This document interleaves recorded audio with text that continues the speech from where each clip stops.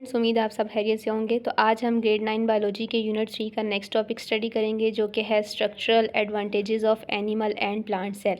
जैसा कि आप जानते हैं, इस चैप्टर में हमने सेल की डिटेल पढ़ी और हमने प्लांट और एनिमल सेल को जो है कंपेयर किया। फिर हमने सेल के अंदर जितने भी पार्ट्स होते हैं जिनको हम ऑर्गेनेलिज बोलते हैं, उन सब की डिटेल देखी। तो आज के लेक्चर में हम ये देखेंगे कि एनिमल सेल और प्लांट सेल जो हैं, उनका जो स्ट्रक्चर है, जिन पार्ट से वो बने हुए हैं, जो उनका स्ट्रक्चर है, उनके इनको क्या एडवांटेजेस हैं, क्या फ़ायदे हैं और क्या डिसएडवांटेजेस हैं। तो अगर हम थोड़ा सा रिकॉल करें अपना प्रीवियस लेक्चर, एनिमल सेल और प्लांट सेल जो हैं, अगर हम उनको कंपेयर करें तो सबसे पहले आपको यहाँ पे डायग्राम में दोनों सेल नज़र आ रहे हैं।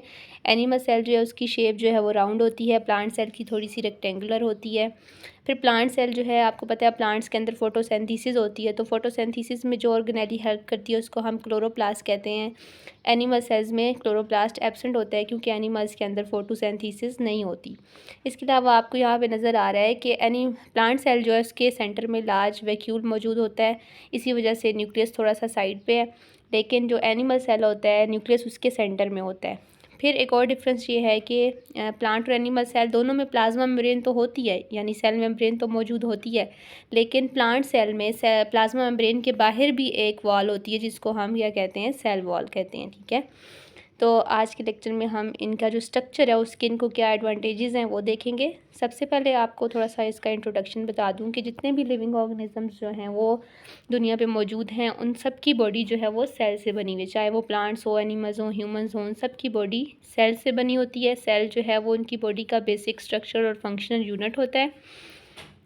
इसके अलावा यहाँ पे ये बताया हुआ है कि cells have basic similarities because of their common origin, but they also show important differences depending on their functions. ठीक है, जितने भी सेल्स हैं, आज जैसे कि अगर ह्यूमंस की बात करें तो हमारी बॉडी में ट्रिलियंस ऑफ सेल्स मौजूद होते हैं, और हर सेल का अगर हम स्ट्रक्चर देखें तो बेसिक जो स्ट्रक्चर होता है वो सिमिलर होता है। फॉर एग्जांपल, अगर हम यहाँ पे प्लांट एनिमल सेल को देख लें तो दोनों में जो है आपको ऑर्गेनेलिज जो है वो सेम ऑर्गेनेलिज भी नज़र आ रही है, जिससे दोनों के जो ये जो लिक्विड पोर्शन होता है इसको हम साइटोप्लाज्म बोलते हैं।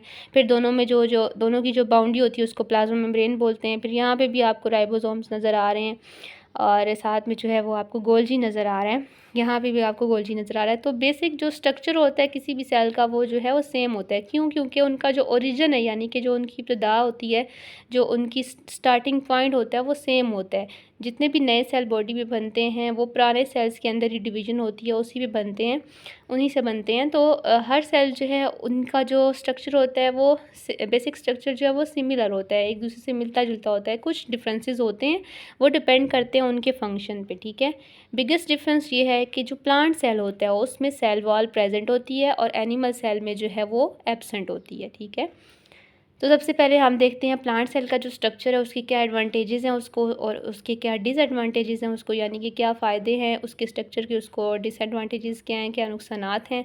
यहाँ पे आपको फर्स्ट हेडिंग नज़र आ रही है, सेल वॉल सपोर्ट। तो प्लांट्स के अंदर अभी हमने देखा कि सेल वॉल प्रेजेंट होती है। सेल वॉल जो है वो एक आउटर बाउंड्री ही है, कह लें इसको, सेल की, और ये प्लाज्मा मेम्ब्रेन के बाहर होती है। ये सेल को एडिशनल सपोर्ट देती है।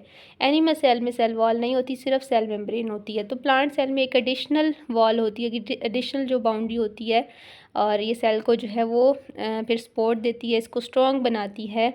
और जो डिफरेंट सेल आपस में जुड़े हुए होते हैं वो सारे जो है वो आपस में मिलजुल के जो है वो पूरे जो प्लांट बॉडी है उसको सपोर्ट देते हैं, उसको स्ट्रॉन्ग बनाते हैं। तो सेल वॉल का जो मेन फंक्शन है वो ये है कि ये प्लांट सेल को सपोर्ट प्रोवाइड करती है। नंबर 2 ये है ट्रांसपोर्ट सिस्टम। अब प्लांट की बॉडी में भी जो फूड और वाटर जो है वो एक पार्ट से दूसरे पार्ट्स में मूव करते हैं या ट्रांसपोर्ट होते हैं एक जगह से दूसरी जगह पे। तो उनको ट्रांसपोर्ट करने में दो तरह के टिश्यूज़ इन्वॉल्व हैं, एक को हम जाइलम कहते हैं, दूसरे को फ्लोएम कहते हैं। जाइलम जो है इसका काम ये होता है, ये वाटर को प्लांट के जो है रूट से अपर पार्ट्स में पहुंचाता है, और फ्लोएम जो है वो जब फूड लीव्स में बन जाती है तो वो बाकी पार्ट्स में पहुंचाता है। ये दोनों टिश्यूज़ जो हैं ये ट्रांसपोर्ट सिस्टम का काम करते हैं। तो सेल वॉल जो है वो हेल्प करती है इन दोनों टिश्यूज़ का बनाने में। ठीक है, और इन दोनों टिश्यूज़ का क्या फंक्शन है कि these tissues transport food and water. इसके बाद नंबर 3 जो यहाँ पे आपको हेडिंग नज़र आ रही है वो है osmotic pressure resistance. Osmotic pressure क्या होता है? प्लांट्स के अंदर आपको पता है एक लार्ज वैक्यूल होता है जिसका काम होता है कि वो लार्ज अमाउंट ऑफ वाटर को स्टोर करता है। जब प्लांट की बॉडी में प्लांट सेल में, किसी भी प्लांट सेल में जब जो है वाटर एंटर होता है तो वाटर का लेवल बढ़ता है। वाटर अगर ज़्यादा हो जाए उसके अंदर, प्लांट सेल के अंदर ज़्यादा दाखिल हो जाए पानी, तो क्या होगा, प्लांट के सेल के अंदर जो है वो वाटर प्रेशर जो है वो बढ़ जाएगा।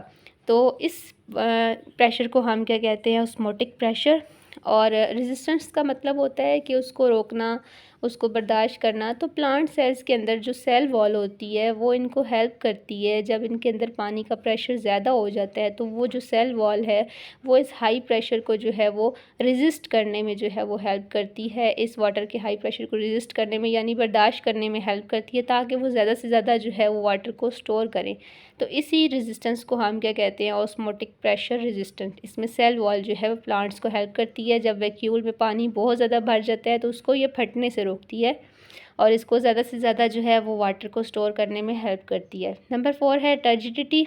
टर्जिड का जो मतलब होता है वो ये होता है कि जब भी प्लांट सेल में, खास तौर पे अभी वैक्यूल की बात की कि वो लार्ज अमाउंट ऑफ वाटर को स्टोर करता है, तो जब उसमें पानी बहुत ज़्यादा फिल हो जाता है तो वो स्वेल कर जाता है वाटर के साथ, यानी फूल जाता है वाटर के साथ। तो इस कंडीशन को हम कहते हैं टर्जिड और इस प्रोसेस को हम कहते हैं टर्जिडिटी। ठीक है, तो ये जब प्लांट सेल, जब उनके अंदर पानी बहुत ज़्यादा दाखिल हो जाता है तो प्लांट सेल टर्जिड हो जाते हैं, यानी वो टफ हो जाते हैं, स्वेल कर जाते हैं वाटर के साथ। तो ये इनको कैसे हेल्प करती है, टर्जिडिटी उनको हेल्प करती है टू स्टे अपराइट, यानी उनको सीधा खड़ा होने में हेल्प करती है। जब सारे प्लांट सेल टर्जिड हो जाते हैं तो वो एक दूसरे को सपोर्ट करते हैं और पूरे प्लांट को जो है वो सीधा खड़ा रहने में मदद करते हैं। और नंबर 2, ये हेल्प करते हैं प्लांट को उनका स्ट्रक्चर, प्लांट सेल को उनका स्ट्रक्चर मेंटेन करने में हेल्प करती है टर्जिडिटी।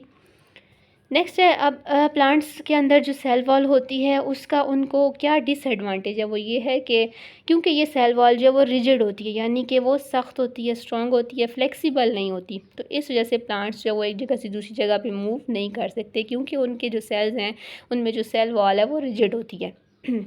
इसके अलावा जो सेल डिवीज़न है प्लांट्स के अंदर जो है वो स्लो होती है। क्यों स्लो होती है? क्योंकि सेल डिवीज़न एक ऐसा प्रोसेस है जिसमें जो है वो सेल्स अपनी शेप बार बार चेंज करते हैं। तो प्लांट सेल्स जो हैं उनके अंदर सेल वॉल होती है, वो रिजिड उनको बनाती है, यानी उनको सख्त बनाती है, उनको अपनी शेप आसानी से चेंज करने नहीं देती। इसलिए प्लांट्स के अंदर जो सेल डिवीज़न है वो प्रोसेस स्लो होता है और प्लांट सेल्स जो है they can not reproduce at a faster rate, तो वो इतने फास्टर रेट पर रिप्रोड्यूस नहीं कर सकते। नेक्स्ट है animal cell advantages and disadvantages. तो एनिमल सेल में ऐसा उनका जो स्ट्रक्चर है उसके इनको क्या फ़ायदे हैं, क्या नुकसान आते हैं। तो नंबर 1 आपको नज़र आ रहा है, no cell wall means flexibility. मतलब अगर प्लांट सेल के अंदर, आपको पता है हमने पढ़ा है कि एनिमल सेल जो है उसमें सेल वॉल एब्सेंट होती है। तो सेल वॉल एब्सेंट होगी, इसका मतलब है सेल्स जो हैं वो ईज़िली अपनी शेप चेंज कर सकते हैं। ठीक है, क्योंकि सेल वॉल रिजिड होती है, सख्त होती है, वो सेल्स को ईज़िली शेप चेंज नहीं करने देती। तो एनिमल सेल में जब सेल वॉल नहीं होगी, इसका मतलब एनिमल सेल के जो सेल्स होंगे वो ईज़िली अपनी शेप को चेंज कर सकेंगे और वो बहुत ज़्यादा फ्लेक्सिबल होंगे। नंबर 2 है एफिशिएंट ट्रांसपोर्ट। तो ट्रांसपोर्ट जैसे अभी हमने प्लांट सेल में देखा वो जाइलम और फ्लोएम टिश्यूज़ के थ्रू होती है। तो प्लांट्स, अगर एनिमल्स की बात करें तो एनिमल्स में जो मटेरियल्स हों वो एक जगह से दूसरी जगह वो डिफरेंट स्ट्रक्चर्स के थ्रू मूव करते हैं।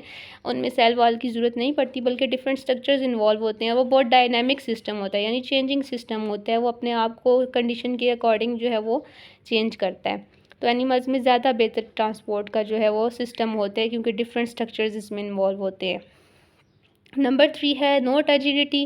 क्योंकि एनिमल सेल्स जो हैं उनके अंदर जो है वो सेल वॉल नहीं होती, तो एनिमल सेल्स जो हैं वो इतने टर्जिड भी नहीं होते और इस वजह से वो ज़्यादा से ज़्यादा वाटर को भी स्टोर नहीं कर पाते। नंबर 4 है मूवमेंट एबिलिटी। तो एनिमल्स जो हैं वो एक जगह से दूसरी जगह आसानी से मूव कर सकते हैं, क्योंकि उनके अंदर सेल वॉल नहीं होती, तो वो इजीली एक जगह से दूसरी जगह जो है उनके सेल्स जो हैं वो एनिमल्स एज अ होल जो है वो मूव कर सकते हैं। क्यों मूव करते हैं? To find better environment. ठीक है, अगर कहीं ऐसे इलाके में रह रहे हैं जहाँ पे जो है वो फूड नहीं है और जो है वो सर्दी है या ज़्यादा गर्मी है, तो वो अपना इन्वायरमेंट जो है वो चेंज करते रहते हैं, कंडीशन के अकॉर्डिंग अपने आप को जो है वो अच्छे इन्वायरमेंट में जो है मूव करवाते हैं। और दूसरा, ताकि वो अच्छी जो है फूड जो है वो उसको तलाश कर सकें, अगर कोई ख़तरा उनको हो तो उसको डेंजर को एस्केप कर सकें। तो मूवमेंट एबिलिटी इनको इसमें हेल्प करती है। नेक्स्ट है फास्टर रिप्रोडक्शन। तो एनिमल सेल्स के अंदर अभी हमने पढ़ा कि सेल वॉल नहीं होती। सेल वॉल ना होने का इनको ये फ़ायदा है कि एनिमल सेल्स जो हैं वो अपनी शेप इजीली जो है वो चेंज कर सकते हैं। सेल डिवीजन में सेल्स जो है अपनी शेप चेंज करते हैं, तो सेल डिवीजन का प्रोसेस जो है वो एनिमल सेल में फास्टर होता है, जो कि इनको हेल्प करता है in growth and reproduction. Faster जो है रिप्रोडक्शन रेट इनके अंदर होता है, इनको ग्रो करने में हेल्प करता है। तो ये था हमारा आज का लेक्चर। मिलते हैं नेक्स्ट क्लास में। अल्लाह हाफिज़।